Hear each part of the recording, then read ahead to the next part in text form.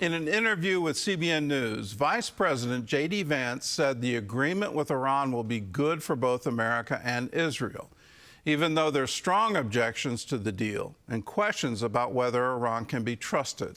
The vice president addressed the skepticism and took on critics who say America needs to finish the job. CBN News chief political analyst David Brody has the story. It is great to be here. How are we doing, Long Island? JD Vance came here Wednesday preaching a message of fraud prevention. Behind the scenes, the vice president talked to CBN News about the pending agreement with Iran. Hello, David. Hey, how are you, man? Hey, good to see you. We began with a question asked by many critics. We had him on the ropes. The question is, why not finish the job? It's kind of like a weed in your backyard. You kill 90% of the weeds, but if you don't get the root of the problem, the weeds are growing back. Yeah, so I understand that argument. And what I would say is, what is additional military action, which is always on the table? We can always do that. Sure. What does additional military action accomplish for us right now? We could kill more of their leadership, but you're going to have additional leadership below that. Fundamentally, unless the people who run the country change their behavior over the long term, you're always going to have this problem. It's kind of a thorn in the side of the United States of America. And so what we're seeing is we're going to pause here. They say that they want to do things differently. Let's give them that opportunity. If they do, great. And if they don't, we can always go back to the other options. Iran's track record of lying is extensive, as the Islamist concept of taqiyya allows Muslims to lie when being persecuted. I brought that up to the vice president. This is part of their mindset. It's a theology. How concerning is that to you? Well, you know, I certainly hope that they're not lying, but it's not concerning to me because I don't really trust anybody. I am sure that there are people within their system who are not telling us exactly what's on their mind. What's on a number of minds is whether Iran may play nice for now until President Trump leaves office. Meanwhile, they get financial relief. And then what? They're just rearming, retooling, and they'll wait it out. And it's 3-4 years down the road, and they still have their nuclear program intact because they were able to access some of that money. You're absolutely right that if a future Democratic administration let Iran rebuild their nuclear program, you know, there's nothing we can do about that here and now. What we can do here and now is destroy their program, which we've done, and make it impossible for them to rebuild it without it becoming obvious to the inspectors and to the entire international community. You could never predict what a future Democratic president might do, but this is as good as it could be, given that we can't control what, you know, President AOC, God forbid, would do in the future. Right. As for now, a key question will be how they monitor a sneaky regime. What about the benchmarks to make sure that Iran is not funding some of these proxies going forward? How do you measure that? You know, it's just something you're going to see. If we see the Iranians sending money to Hezbollah, it's going to be obvious. And it's one of these things where we have very good intelligence, we have very good knowledge of what's going on the ground. So we feel quite confident that we're going to be able to tell whether the Iranians, whether they're funding terrorism or whether they're funding power plants and infrastructure. We're going to know either way. But Israel wants to make sure that they don't want to get out of southern Lebanon, obviously. And we're hearing that Iran says there's not going to be any deal if Israel doesn't get out of southern Lebanon. You know, so first of all, the deal doesn't talk about Israel getting out of southern Lebanon or not. But I actually think that Israel would love to get out of southern Lebanon so long as the Hezbollah threat was gone. We make very clear, Israel is allowed the right of self-defense. Nobody's going to tell another government they're not allowed to defend their people. Do you feel that Israel is on the side here of righteousness? Look, ultimately, there's always a good versus evil battle going on. I think it's important to say, look, Israel's been a great partner through this, and we've got a lot of shared interests. What I think is also true is that sometimes the United States and Israel are going to have disagreements. And I think that what some people say is, well, because the United States and Israel have disagreements, somehow Israel's bad, the United States is good, or vice versa. Sometimes you see people in Israel, even after all the president of the United States has done for that region, they're attacking the president because, you know, they don't like this deal, even though a lot of them don't know what's in the deal. I really feel like, David, when the people of Israel get to know this deal and hopefully trust what the president is able to accomplish for the region, they're going to see that this is good for the people of Israel. It's a great country, amazing people. We have a lot of friends who live there. It's going to be good for the people of Israel. It's going to be good for the whole region. Gordon, we do know that, of course, there are a lot of complaints about this deal, quite a few, and let's take a look at some of them. For example, it includes access to a $300 billion construction fund for Iran, an eventual end to sanctions on Iran and release of billions in frozen funds. Also, Iran could eventually charge fees to transit the Strait of Hormuz, and it doesn't address Iran's funding of terrorist proxies like Hezbollah and Hamas. So quite a long list here, Gordon.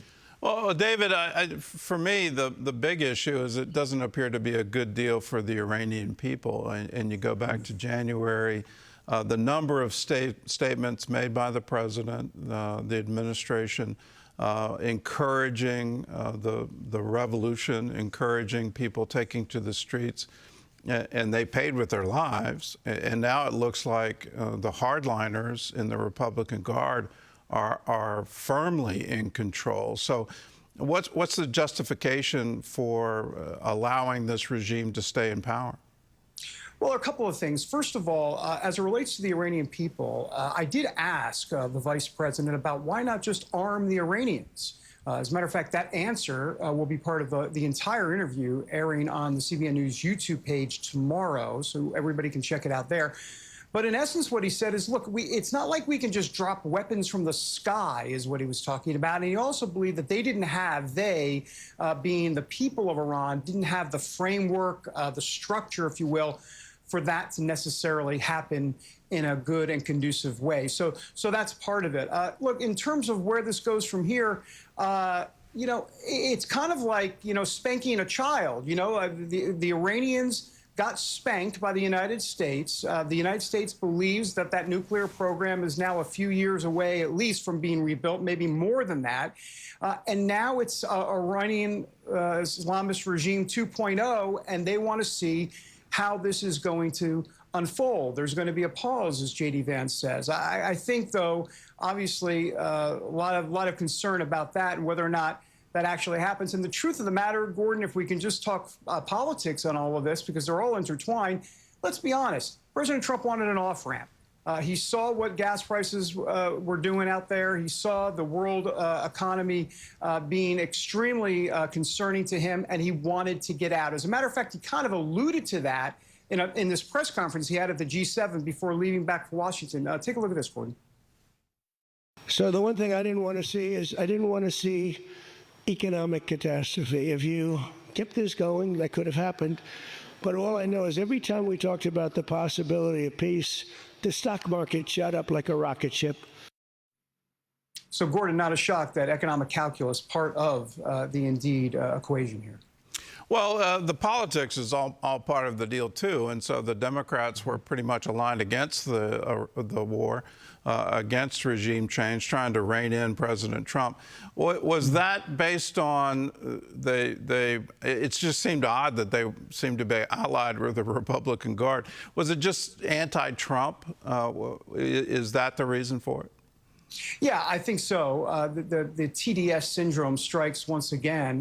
But this time around is a bit different. You have now, obviously, Republicans on Capitol Hill who obviously have some serious questions. Ted Cruz, a stalwart pro-Israel defender, questioning what in the world's going on here. So I think the way the administration sees this, and there's a key line, and I just want to read this line again so I get the quote right. This is what JD Vance told me. He goes, I actually do trust our regional allies to be able to exert that pressure on Iran. And what he's referring to is why he believes this will be good for Israel. Because in 2015, when the JCPOA and Obama and all of that deal went down, there was not really Gulf Arab buy-in from the Gulf Arab states. This time around, with the Abraham Accords and hopefully some more Abraham Accords 2.0 to follow, the Trump administration believes that they're going to box Iran in and get help from the Gulf Arab states to come against Iran. And so that is good for Israel.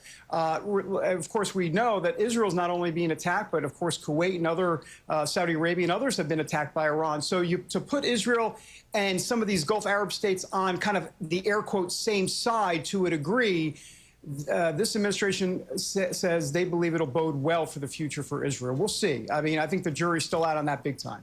Well, the jury is out, and the president has said that Iran's got 60 days to show progress, or the U.S. will resume attacking Iran.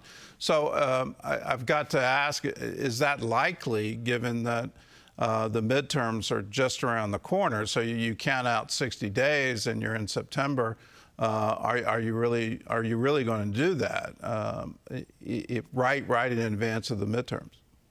I can't imagine he's going to do it, at least from a no-holds-barred perspective. In other words, I don't think it's going to be power plant and bridges day in Iran anytime soon, especially before the midterms. I mean, President Trump, in essence, saying pretty much that when he said, look, I care about peace because peace means good economic prosperity. So I think what you may see is kind of that targeted, I don't want to call it drone strikes, but targeted strikes against Iran if they have been a bad boy, if you will, slap them on the wrist. I think you might see some of that.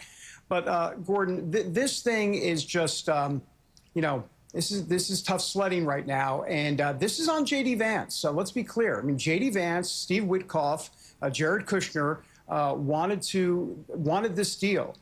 You looked at Marco Rubio at that press conference yesterday, and he kind of had the, I don't want to do a Marco Rubio imitation, but I'll do a quick one.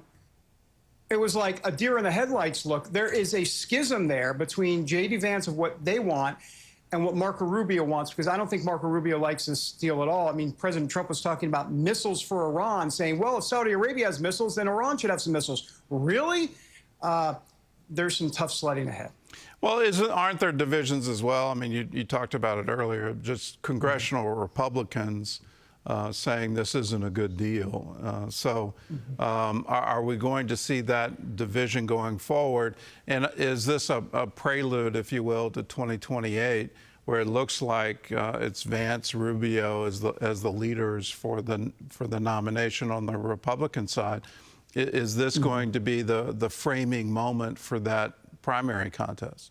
I think 100%, Gordon. I think you're spot on, and looking ahead to the future for sure. This is the proxy battle, if you will, that's going on politically. And as for the Republicans, I think you're going to hear more concerns from Republicans if there are headlines coming out saying there's an asset that's been unfrozen, or there's been a sanction that's been relieved, and Iran is getting X, Y, and Z, and yet they've made no concessions whatsoever on their nuclear program. So I think those bad headlines, if those start to accumulate, that's going to be iceberg right ahead, kind of a Titanic situation for this White House. All right. Well, David, thanks for the insight, and thanks so much for joining with us. For you at home, continue to pray for the people of Iran. My heart goes out to them. They've been under this theocracy for 47 years. They've had 5 revolutions in the last 10 years trying to overthrow it. It's clear they have no weapons. They have no ability other than to march in the streets. And when they do, the Republican Guard comes in and shoots them dead in the streets. So you look at that scenario, how can that change? Well, I know God has the power to do that, and if we come together in prayer. So let's pray for the people of Iran. Let's join them in the struggle for liberty. What we have here, we the people decide our government. Can they have it too?